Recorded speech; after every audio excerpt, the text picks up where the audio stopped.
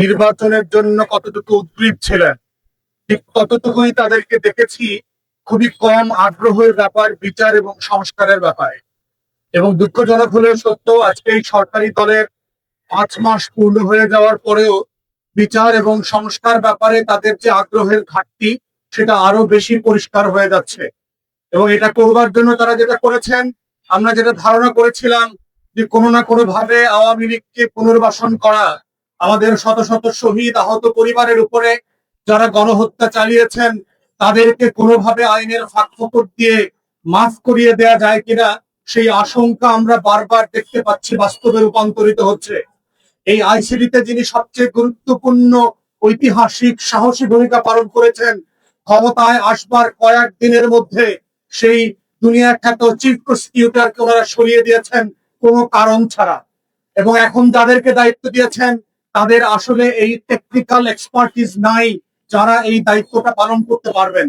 তাই আমরা সরকারকে আহ্বান করছি, যদি আপনারা নিজেদেরকে জুলাইয়ের পক্ষের শক্তি মনে করেন, যদি আপনারা মনে করেন গণ অভ্যুত্থানের বিচার এবং সংস্কারের ওয়াদা থেকে আপনারা সরে আসেন নাই, যদি আপনারা এখনো বিশ্বাস করেন যে আপনাদেরকে আমরাও বিশ্বাস করতে চাই যে আপনারা জুলাই সনদ বাস্তবায়ন করবেন এবং গণভোটের গণরায় বাস্তবায়ন করবেন, তাহলে অবশ্যই অবিলম্বে আওয়ামী লীগের নেতা কর্মী যারা ফৌজদারি অপরাধের সাথে জড়িত, প্রশাসনের যারা বিভিন্ন জায়গায় আইন শৃঙ্খলা বাহিনীর সদস্য, বিভিন্ন ফোর্সের যারা গণহত্যা এবং মানবতা বিরোধী অপরাধের সাথে জড়িত, তাদেরকে বিচারের মুখোমুখি করেন অবিলম্বে।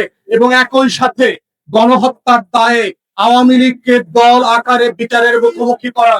কিন্তু একইভাবে এটাও আমরা আশঙ্কা করছি, বিচারের নামে আদালতের ঘরে বন্দুক রেখে আপনারা আবার আওয়ামী লীগকে রাজনীতিতে ফেরত আনবেন কিনা।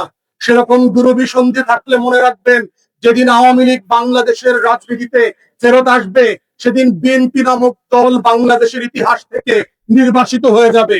অতএব এইটা আপনাদের চয়েস, আপনারা ইতিহাসের কোন জায়গায় দাঁড়াবেন এবং কি সিদ্ধান্ত নেবেন।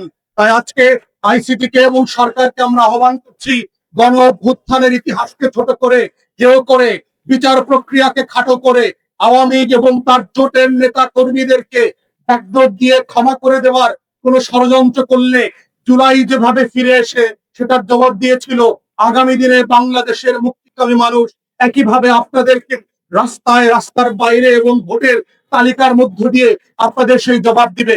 অতএব সময় থাকতে সাবধান হন এবং সঠিক সিদ্ধান্ত নেন। এই আহ্বান রেখে আমার বক্তব্য এখানে শেষ করছি।